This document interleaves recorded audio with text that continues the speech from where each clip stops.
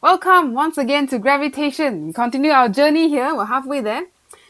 By the end of this video, hopefully you will be able to understand why I chose this background picture as the title. You see this little blue sphere here?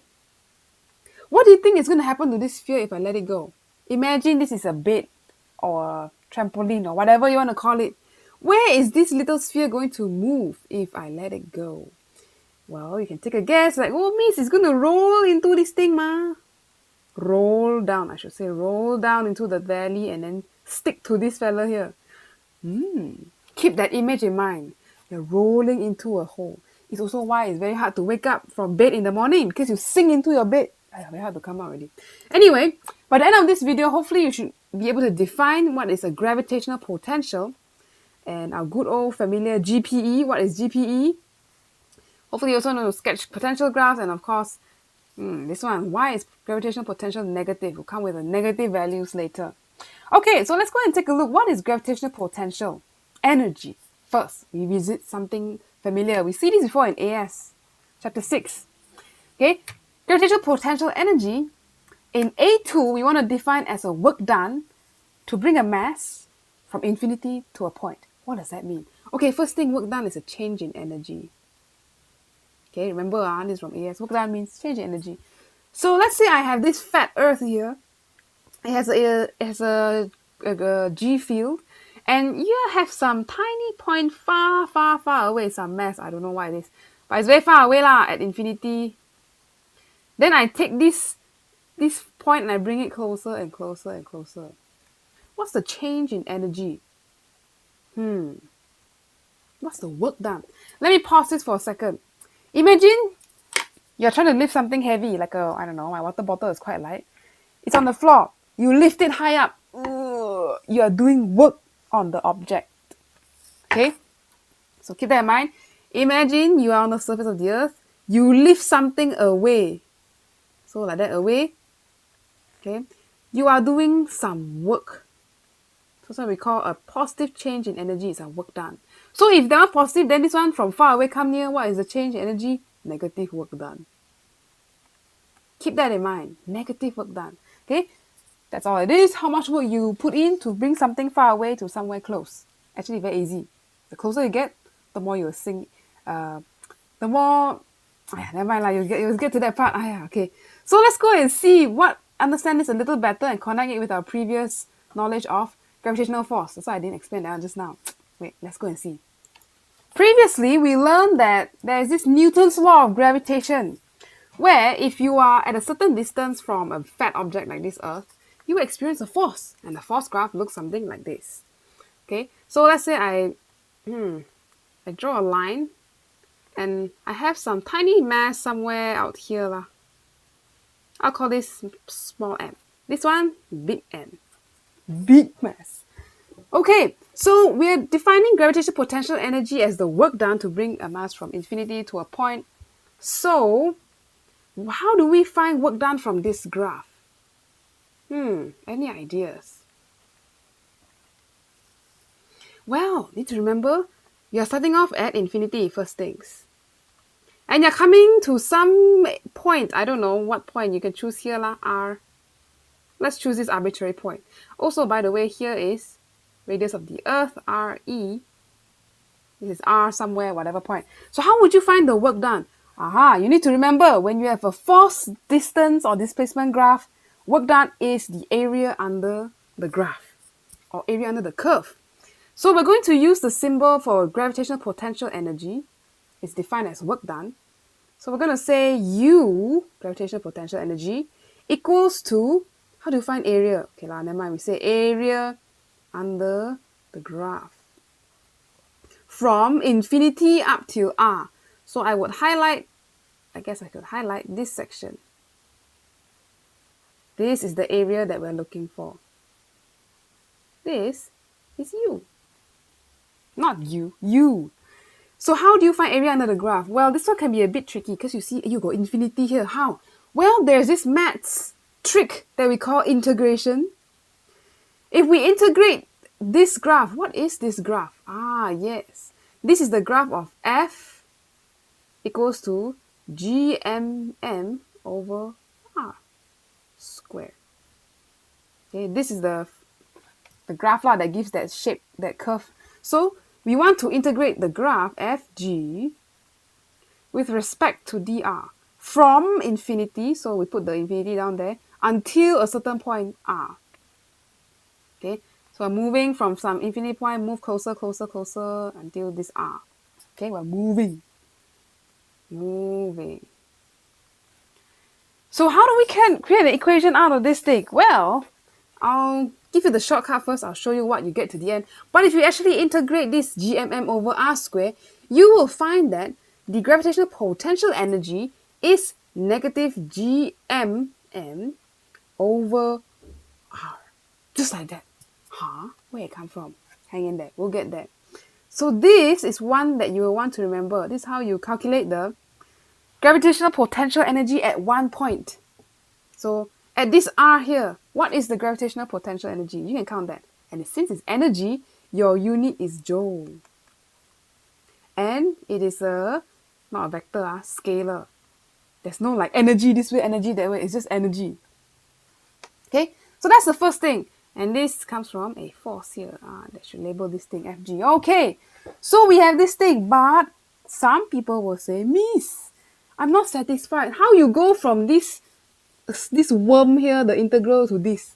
Okay, so I'm going to show you how you derive this u equals to negative gmm over r.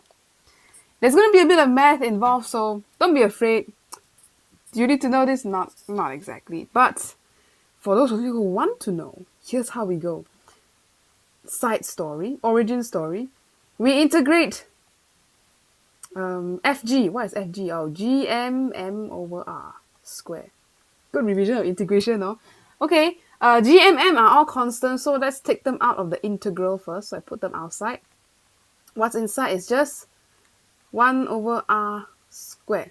Okay, now we can integrate. So if you remember how to do integration from last time, or you're currently doing integration in maths, you will find that you integrate 1 over r squared, you will get 1 over r.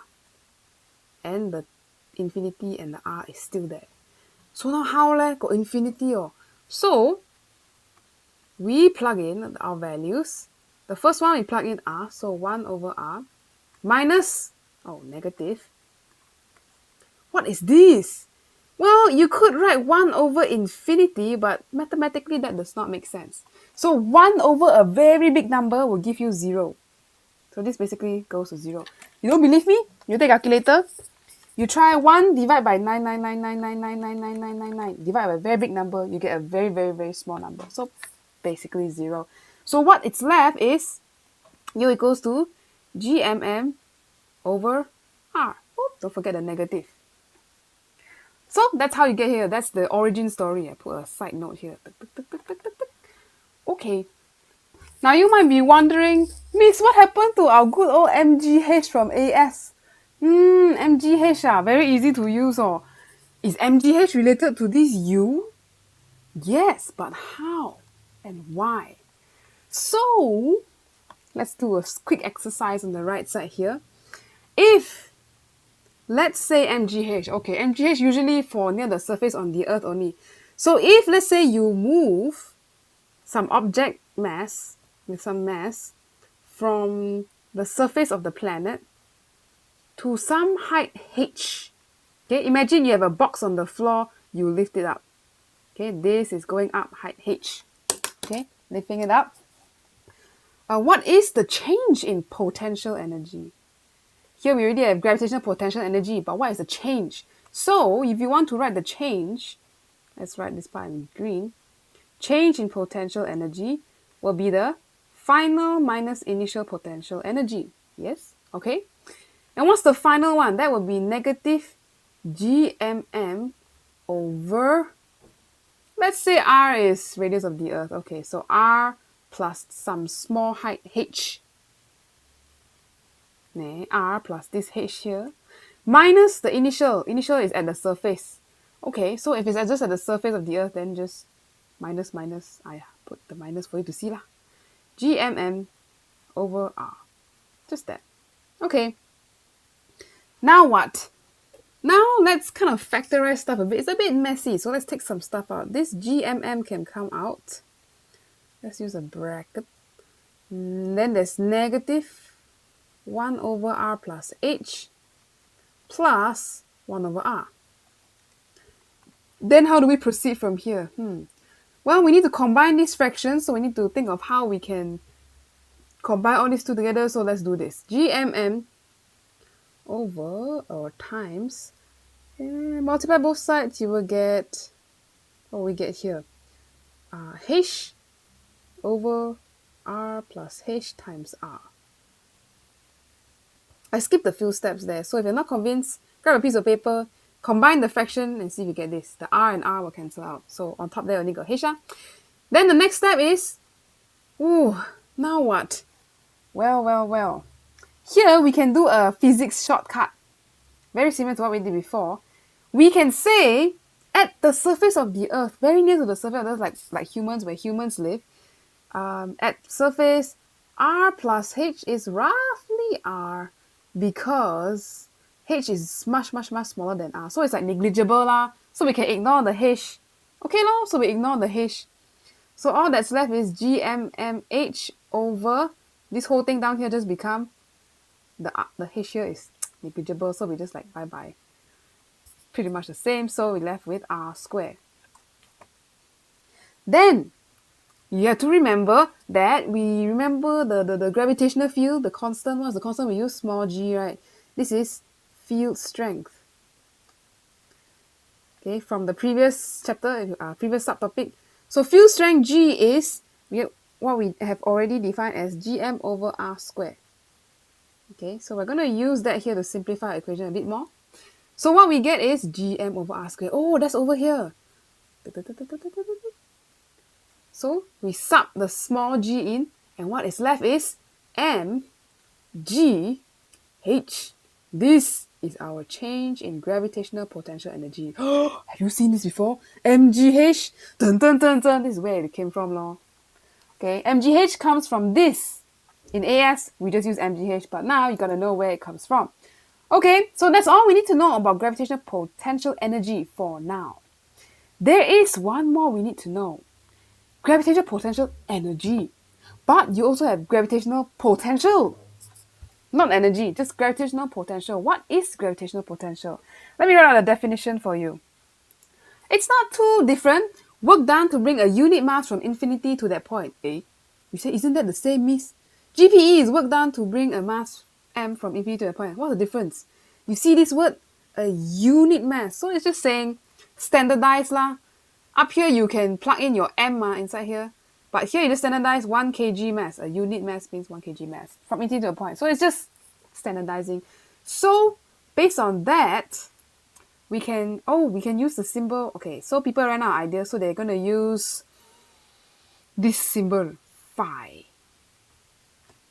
Okay, that is phi, a Greek symbol. So we're going to say phi is work done. Okay, so work done is what we already defined earlier, the U. Okay, change in energy. Work done to bring a unit mass from infinity to a point. So per unit mass. Okay, so we use change here because we're looking at the work done, change in energy, and things like that already. Okay, so what now? So we have to plug in all we know now. Okay, we're going to come up with an equation for the gravitational potential. So what is U? We just define U. U is negative GMM over R. Okay, let's plug that in. So negative GMM over R. Divide by M. Turns out the M's cancel out, so that's nice. Simplifies a bit. So it's just negative GM over R. This is what we call the gravitational potential. Not energy, just potential. And there's no small m here. Compare the difference. GM over R, GMM over R. What is the unit of this thing? Well, look at the definition. Work done per unit mass. So the unit here we can say is joule per kilogram. Just now it's just joule only, joule. Yeah, but we take account for mass. Now we just standardize for a unit mass. So you don't care what mass is it as long as you have gravitational potential.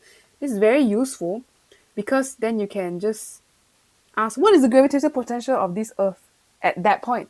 I don't care what is at that point. Is it a satellite? Is it a basketball? Is it a planet? I don't care. I standardize for 1 kg mass. Okay, so this is a good way to do that. Alright, so this is our gravitational potential. Let's now look at a simulation to better understand what this gravitational potential is all about. Here's a nice little simulation by I Want to Study, somebody made it. You have a tiny little mass here. We standardize as 1 kg. Okay, sure. And you have a very big object here. We'll assume they're in space. And if I click play, this small thing is going to experience a force that will pull it to the left. So notice this phi here, this is your gravitational potential, is changing. Are the values getting bigger or smaller? 46, 47, 48, 49. They're becoming more and more negative.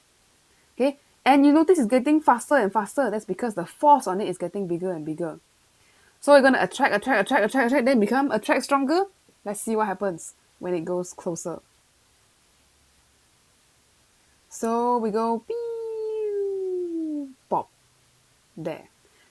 So eventually it will go, and then once it stick onto the surface already, there's nothing else to do. It's already there, you know. So you notice how this yellow line goes down. This is all the values of gravitational potential as you go from far to near. We define far away as 0 gravitational potential. That's what we define now. Okay, and as you get nearer and nearer, your potential get more and more negative. Think of it like if I put a ball here, my cursor, it will roll down into the valley. Okay, roll down. So it's similar thing. Okay, if you put a mass here, it's going to go into the sink-in area of this big object. So the curve is going to look like that. So that is how a gravitational potential would change.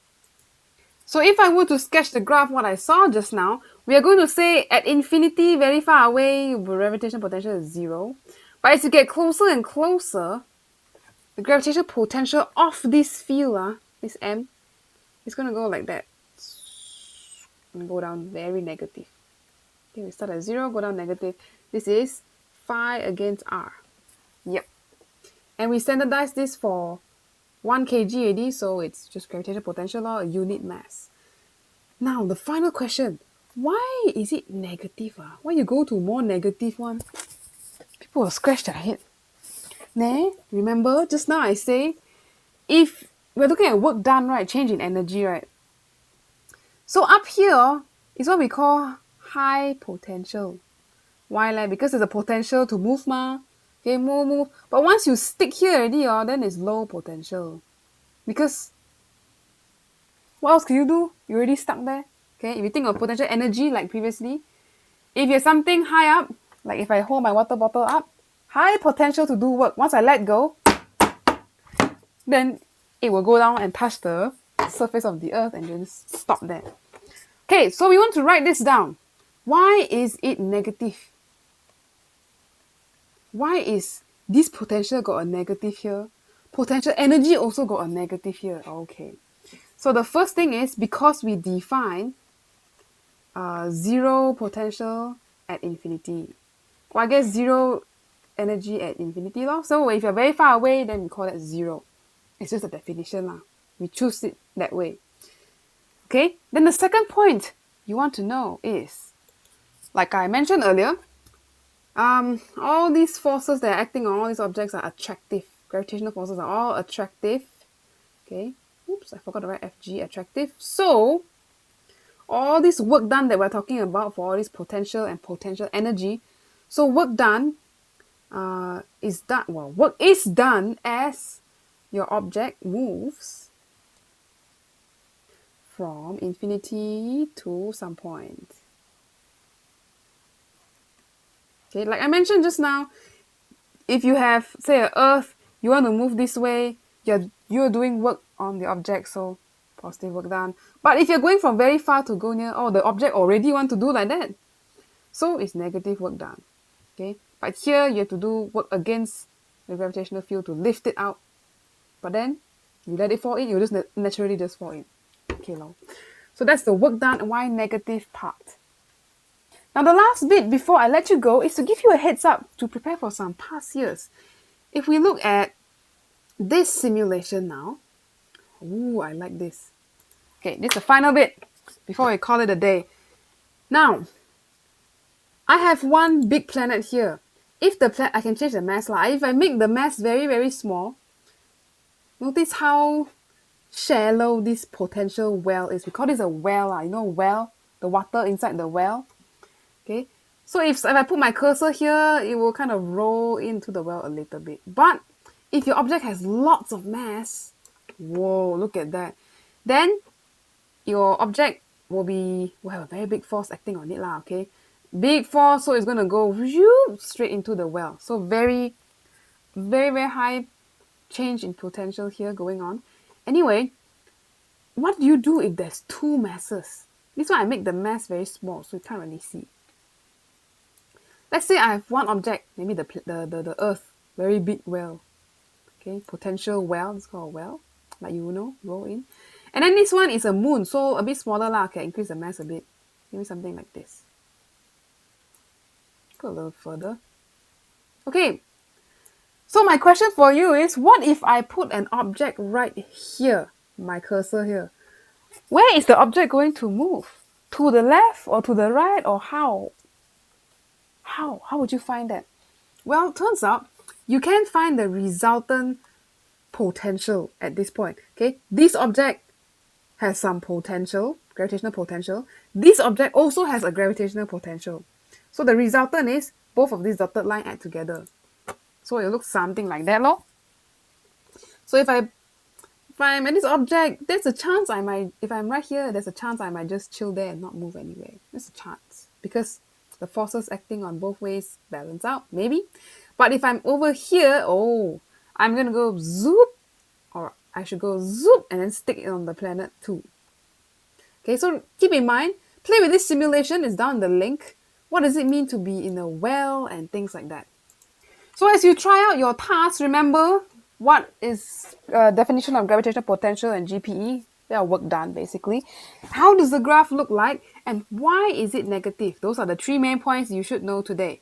And yes, now you can look at this that picture behind. You see the middle sink in because it's a very big object there. So things around it will just naturally roll to the middle to some negative potential. Because we define the flat floor as 0. So if you roll down already, negative already low. Okay, another one is this one, this picture. Okay, this is a 3D one. Here you see the thing slope in, that is also kind of the potential well. Okay, so the moon, or you put a satellite close on here, it will just slide in. That's what we call gravitational potential. Okay, let's go see some examples to better understand gravitational potential.